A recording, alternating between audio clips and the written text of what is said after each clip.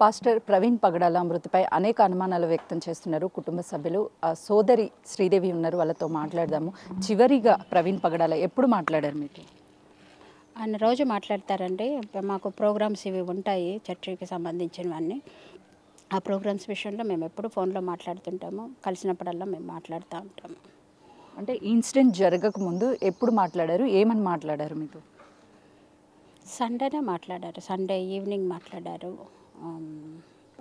ఎట్లా ఈ షెడ్యూల్ అనేది, తర్వాత రాబోయే ఇది గుడ్ ఫ్రైడే రోజు ప్రోగ్రామ్స్ ఇవన్నీ కూడా నాతో మాట్లాడారు. ఎట్లా చేయాలి అనేది కూడా మాట్లాడారు. అంటే ఒక కుటుంబ సభ్యురాలిగా, ఒక సొంత సోదరిగా మిమ్మల్ని ఎంతో ఆదరిస్తూ ఉంటాడు. అటు ఫ్యామిలీ కూడా ఎక్కడికి వెళ్ళినా తీసుకెళ్తూ ఉంటారంట. ఏంటి అసలుకి ఏమేమి విషయాలు మీతో షేర్ చేసేవాళ్ళు ఎక్కువగా? ఫ్రెండ్స్ని కలుస్తాము, క్లోజ్నెస్ని బట్టి. ఇంకా అంటే పర్సనల్స్ అంటే మాకు సంబంధించిన విషయాలు మేము మాట్లాడుకుంటాము. సో అంతకుమించి ఏమి ఎక్కువ ఉండదు. సరదాగా గడుపుతాము. ఎప్పుడైనా టైం దొరికితే సరదాగా గడపడానికి, మాట్లాడడానికి, కలవటానికి వెళ్తాము. సోషల్ మీడియాలో పోస్టింగ్ కావచ్చు, లేదంటే బహిరంగంగా కూడా చాలా వేదికల మీద తను నాకు ప్రాణహాని ఉంది అని చెప్పారు. సో అదే జరిగి ఉంటుందా? ఎవరైనా కుట్రపూరితంగానే తన మీద దాడి చేసి ఉంటారు? అంటే ఆయన పబ్లిక్లో మాట్లాడుతున్నారు, నిజాన్ని సత్యాన్ని ఆయన ప్రపంచానికి తెలియజేస్తున్నాడు. సో మన దేశం నిజం మాట్లాడితే ఊరుకోదు, నచ్చదు కదా. ఏదైనా యథార్థంగా మాట్లాడే వాళ్ళని ఎవరిని ఉంచరు. చాలామందిని ఆల్రెడీ పట్టున పెట్టుకున్నారు. సో అట్లాగే గ్రహం స్టైన్ కూడా మంచిగా మాట్లాడారు. ఆయన ఎవరికి దేశానికి ఆయన హాని చేయలేదు. దేవుని మాటలు చెప్పాడు, దేవుని ప్రేమను చూపించాడు. ఆ ప్రేమని కూడా కాల్చేశారు.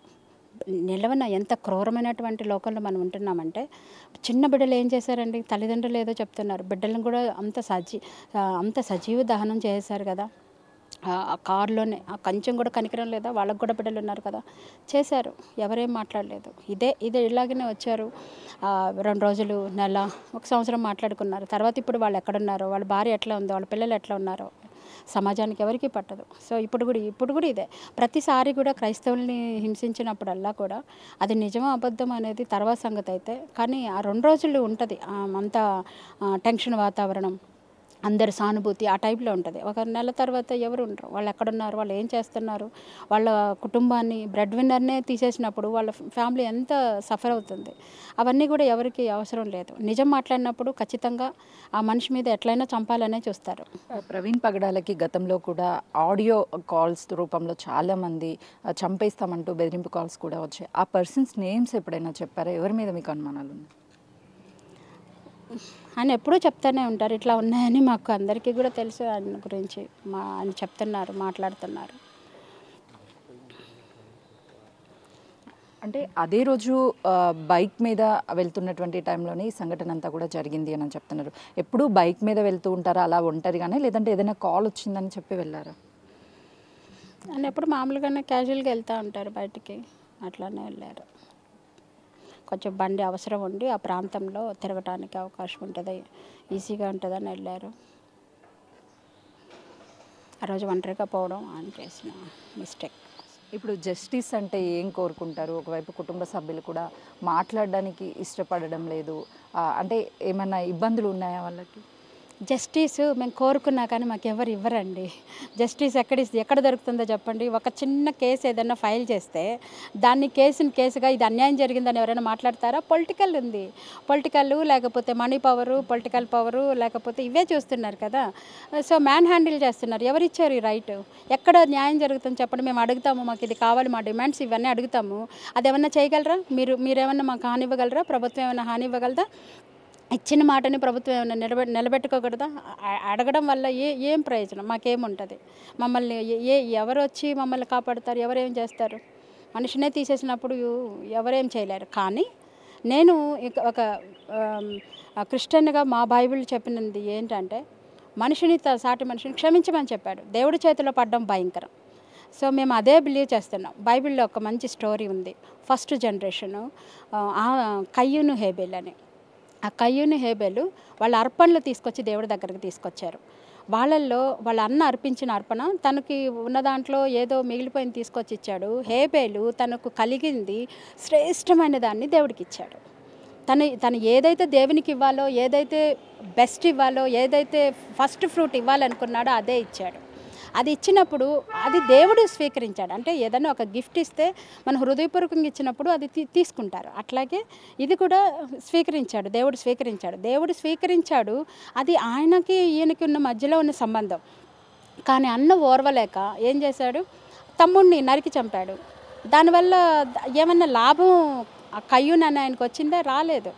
సో అక్కడ ఏం జరిగిందో ఎగ్జాక్ట్గా మాకు సిచ్యువేషన్ తెలియదు. బయట పబ్లిక్ మీడియా మాట్లాడేదో మేము విన్నాం కానీ మాకు తెలియదు.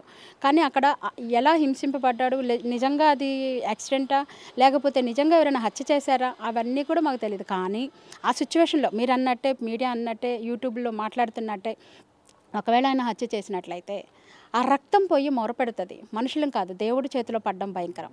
ఎవరైతే పని చేయించారో, చెయ్యాలని ప్లాన్ చేశారో, దీంట్లో ఇన్వాల్వ్ అయ్యారో, ఐడియాస్ ఇచ్చారో, ఇవన్నీ కూడా మేము చూడట్లేదు, కుటుంబ సభ్యులు చూడట్లేదు. కానీ దేవుడు చూస్తున్నాడు, దేవుడు న్యాయవాది. అది మనం చేసింది మన బిడ్డలు ఆ శాపాన్ని అయితే కొని తెచ్చుకోవాలి. కాబట్టి మేము తీసుకుంటే అది కొంచెమే ఉంటుంది. కానీ దేవుడి చేతిలో పడ్డం అనేది భయంకరం. మేమేం చేయగలం, మేము ప్రార్థన చేస్తాం. బైబిల్లో ఇంకొక మాట ఉంది, ఇంకొక స్టోరీ ఉంది. అంటే ఇశ్రాయేలు ప్రజలు అమాలేకీయులు యుద్ధం జరుగుతున్నప్పుడు వాళ్ళు ఏమి చేయలేక క్రైస్తవులు అనేవాళ్ళు ఇశ్రాయేలు ప్రజలు చేతులెత్తేశారు, దేవుడి వైపు చేతులెత్తి ప్రార్థన చేశారు. ప్రార్థన చేసినప్పుడు దేవుడు స్వయాన దిగొచ్చి శత్రువులను హతమార్చారు. ఇప్పుడు మేమందరం కూడా మా దైవజనుడి నిమిత్తం మేము కోల్పోయాము, చాలా తీరని లోటు ఇది.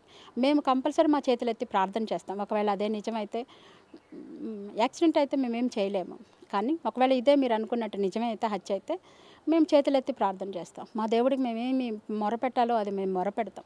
దేవుడు కార్యం చేస్తాడు. మనుషులు ఏం చేయలేరు. నేను అది రాసుకోండి, మీరు కూడా రాసుకోండి, రికార్డు ఉంది, రాసుకోండి. గవర్నమెంట్ ఏం చేయదు, పొలిటికల్ ఏం చేయదు, పొలిటికల్ లీడర్స్ ఎవరు ఏం చేయరు. ఏదో వచ్చి సానుభూతి కోసం ఇచ్చారు. పెద్ద వాళ్ళందరూ ఎందుకు రాలేదు? అదే ఒక పూజారిని మాట్లాడితే మాత్రం సినిమా యాక్టర్లు అందరు, అంటే వాళ్ళది ప్రాణం, మాది ప్రాణం కాదా? వాళ్ళకి ఏమన్నా నీళ్ళు వస్తాయా? లేకపోతే మాకేమన్నా నీళ్ళు వస్తాయా? వాళ్ళకి ఏమన్నా బ్లడ్ వస్తుందా? ఏంటి డిఫరెన్స్ ఏమన్నా ఉందా? చెప్పండి. ప్రవీణ్ పగడాల ఎంతోమందిని దత్తత తీసుకొని వాళ్ళకు ఒక లైఫ్ని ఇచ్చారు అని చెప్తున్నారు. ఎంతమందిని దత్తత తీసుకున్నారు? వాళ్ళు నిన్న వచ్చారా? అసలు ఎలా ఉన్నారు? అందరూ వచ్చారు. ఆయన దగ్గర సహాయం పొందిన వాళ్ళు అందరూ వచ్చారు, చూశారు. ఆయన దగ్గర మేలు పొందిన వాళ్ళు అందరూ కూడా వచ్చారు. దేశం మొత్తం కదిలొచ్చిందంటే దాన్ని బట్టే మనకు అర్థమవుతుంది ఆయన ఎంత ప్రజలకు మేలు చేశాడు అని. ఎంతమంది పిల్లల్ని దత్తత తీసుకున్నారు? చాలామందినండి తీసుకుంటా అంటాడు, వాళ్ళని చదివిపిస్తాడు, వెళ్తారు. ఆయన చిన్నపిల్లలనే కాదు, అన్ని పరిచర్లు చేశాడు ఆయన. అంటే ప్రవీణ్ పగడాల గారు చాలా వేదికల మీద బోధనలు చేస్తూ ఉంటారు. ఆయన చెప్పేటువంటి బోధనలు ఏంటి అసలు? ఆయన దేవుని రాజ్యం కట్టడం. మా యేసుప్రభు మాకేం చెప్పాడో, దేవుని ప్రేమను చూపిమన్నాడు. ఆ సిలువలో పలికిన మాటలు ఏవైతే ఉన్నాయో, ఏవైతే ఆయన చెప్పాడో అదే ఆయన చెప్పాడు. దేవుని రాజ్యం కట్టండి, మనకు హాని చేసిన వాళ్ళని క్షమించమని యేసుప్రభు చెప్పాడు. మేమందరం కూడా ఆయన్ని సరదాగా పిలుస్తాం యేసుప్రభు తమ్ముడు అని. సో ఆయన యేసుప్రభు తమ్ముడు నిజంగానే అట్లాగనే ఆయన మార్గంలో నడుచుకున్నాడు. ఆయన ఏమైతే చెప్పాడో అది ప్రాక్టికల్గా చేశాడు. మామూలుగా అందరూ ఏదో చెప్తారు, లేకపోతే మాట్లాడతారు, కానీ అవన్నీ కూడా అంతవరకే ఉంటాయి. ఆ పులిపీఠం వరకు లేకపోతే ఆ స్టేజ్ వరకే ఉంటాయి మాట్లాడటానికి. కానీ ఈయన అట్లా కాదు, ఆయన ఏమి చెప్పాడో అది ప్రాక్టికల్గా చేశాడు. అదందరూ ఇంత ఇష్యూ జరిగినప్పుడు అందరూ బయటికి వచ్చారు, జస్టిస్ కావాలి అంటూ నినాదాలు కూడా నిన్న చేశారు. ఇప్పుడు ఫ్యామిలీ వాళ్ళకి ఎంతమంది పిల్లలు, వాళ్ళు ఎందుకు బయటికి రాలేకపోతున్నారు? వాళ్ళ జస్టిస్ని ఎలా ఎక్స్పెక్ట్ చేస్తున్నారు? అదే కదండి, ఇప్పుడు దాకా చెప్పాను. వాళ్ళ పిల్లలు వాళ్ళు రావడం, చిన్న పిల్లలు, వాళ్ళకి లోకమే తెలియదు, వాళ్ళ నాన్నకి ఏమైందో కూడా తెలియదు. అలాంటి చిన్నపిల్లలు వాళ్ళు ఏమొచ్చి, వాళ్ళకి ఏం తెలియాలి, వాళ్ళకేం తెలుసు? వాళ్ళు వచ్చి ఏం కోరుకుంటారు? ఇన్ని మృగాలు కలిసి మా నాన్నని చంపేశారని వాళ్ళ మెమరీలో అది మిగిలిపోవాలా? వాళ్ళ నాన్న వెళ్ళేటప్పుడు హ్యాపీగా వెళ్ళాడు, తిరిగి వాళ్ళ నాన్న ఇంటికి హ్యాపీగా వచ్చి వాళ్ళని హగ్ చేసుకుంటాడు అనుకున్నారు. సో వాళ్ళు అందుకే బయటికి రావటానికి ఈ భయంకరమైనటువంటి క్రూరులు మృగాలు పక్కనే ఉన్నాయి, పక్క బల్లిపోట్లు పొలిసిన వాళ్ళు కూడా ఉన్నారు. సో ఇంతమంది ఉన్నప్పుడు వాళ్ళు ఏం కోరుకుంటారు? వాళ్ళకి అన్నీ తెలుసు కదా.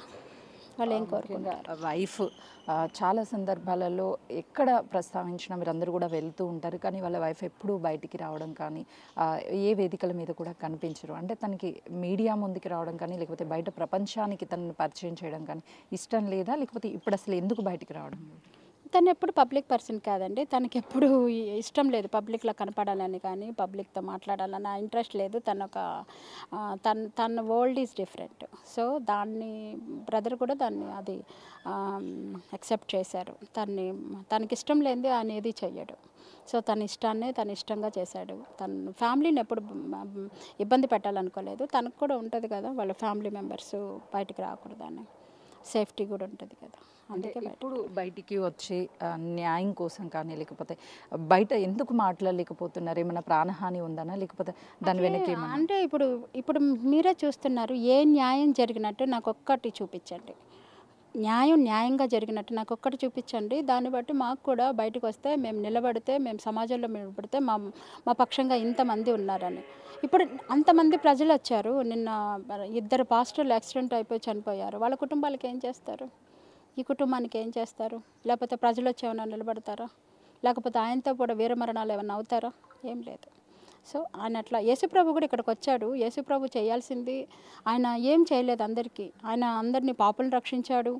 గుడ్డి వాళ్ళని, కుంటి వాళ్ళని, మోగవాళ్ళని అందరినీ స్వస్థపరిచాడు. తీసుకుపోయి చంపేశారు పక్కనున్న వాళ్ళే, తన శిష్యులే. తను 12 మంది శిష్యులు యేసుప్రభుకి. 12 మంది శిష్యుల్లో నమ్మకంగా ఉండేవాళ్ళే కత్తిపోటు పడిశారు. తన శిష్యుడే. సో అట్లాగే ఇది కూడా చేశారు. ప్రవీణ్ పగడాలతో వాళ్ళ భార్యకి చాలా గుడ్ మెమరీస్ ఉంటాయి. వాటన్నిటినీ కూడా తట్టుకొని ఇప్పుడు ఇక లేరు అన్న విషయాన్ని జీర్ణించుకోలేకపోవచ్చు. ఎక్కువగా ఎలాంటి మెమరీస్, మీరు కూడా చాలా దగ్గరగా ఉండి చూసినటువంటి వ్యక్తులు కాబట్టి ఏం చెప్తున్నారు ప్రస్తుతం ప్రవీణ్ పగడాల మిసెస్? తను బ్యాడ్ మెమరీస్ ఏవైతే ఎప్పుడు జరిగిందో ఈ 24th నుంచి ఆ బ్యాడ్ మెమరీస్ తను పెట్టుకోవాలనుకోవట్లేదు. తన భర్త వెళ్ళేటప్పుడు ఎంత హ్యాపీగా వెళ్ళాడు, ఏ విధంగా వెళ్ళాడు, ఆ సిచ్యువేషన్స్ అన్నీ కూడా తను రీకలెక్ట్ చేసుకొని దానిలో సంతోషిస్తుంది. నాకు అవి చాలు. ఇప్పటి వరకు ఉన్న మెమరీస్ అన్నీ కూడా నాకు అవి చాలు. సో నాకు ఇంతవరకే ఉంది. సో తన ఆశయాలన్నింటినీ కూడా నేను నెరవేరుస్తాను, నేను నిలబడతాను, ధైర్యంగా ఇప్పుడు వస్తాను. అంటే ఇన్ని రోజులు తన భర్త సపోర్ట్ ఉంది, తన వెనకాల చేయాల్సిన అవసరం లేకుండా పోయింది. ఇప్పుడు తన భర్త తరపున తను నిలబడాలి, తన పిల్లల కోసం నిలబడాలి కాబట్టి ధైర్యం కలిగే ఉన్నారు. తను ఎక్కడ కూడా ఏమి ఇది చేయలేదు. తను నిన్న కూడా చెప్పారు దాంట్లో ప్రయోజనం ఏమి లేదు. అందరికీ తెలిసిన నగ్న సత్యం ఇది. నిలబడడం వల్ల, బయటికి రావడం వల్ల దాంట్లో ఏం ప్రయోజనం లేదు. ప్రవీణ్ పగడాల మృతి చెందిన తర్వాత అతను ఎలా చనిపోయారు ఏంటి అనేది మాత్రము యాక్సిడెంట్గా క్రియేట్ చేస్తున్నారు. అసలు ఏం జరిగిందో ఏంటి అనేది ఆ దేవుడికే తెలుసు. ఖచ్చితంగా మాకు దేవుడు న్యాయం చేస్తాడు. ప్రవీణ్ పగడాల భార్య గతంలో బయటికి రాకపోవచ్చు, కానీ ఇప్పుడు తను ఉన్నటువంటి ఆశయాలన్నిటినీ కూడా ముందుకు తీసుకొచ్చి ముందుకు వస్తుంది. కానీ ఎవరైతే ప్రవీణ్ పగడాలని హతమార్చారో ఆ వ్యక్తులకి దేవుడు శిక్షిస్తాడు, మాకు నమ్మకం ఉంది అని సిస్టర్ శ్రీదేవి చెప్తున్నారు. కెమెరామెన్ శ్రీనుతో సుజాత, హైదరాబాద్.